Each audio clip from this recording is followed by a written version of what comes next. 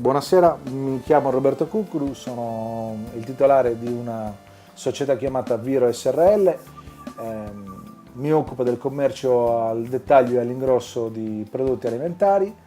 Quella dove ci troviamo oggi è il mio ufficio a Predanieda, dove esiste una base logistica per lo smistamento delle merci presso i miei negozi e dove c'è anche la possibilità di vendere all'ingrosso i prodotti alimentari che commercializzo.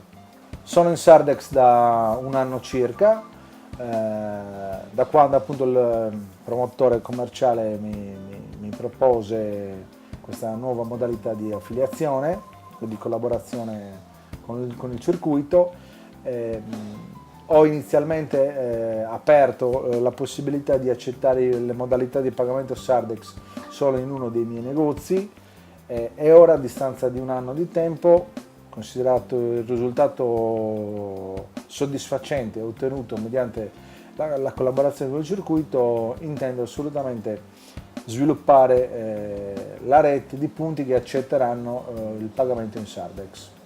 In particolar modo in quest'ultimo periodo ho potuto verificare un'intensificazione dei possibili contatti di lavoro presenti nel circuito. Molti dei fornitori con i quali collaboravo già stabilmente hanno deciso di entrare nel circuito e questo ovviamente sta intensificando la possibilità di accettare in pagamento i Sardex, perché si stanno moltiplicando le opportunità per me di spendere.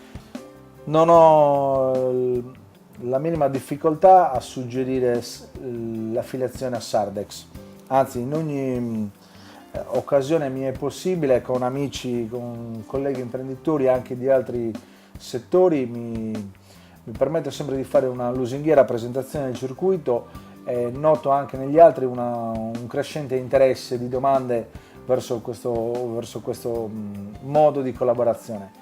È un indubbio vantaggio di promozione delle imprese sarde, senza controindicazioni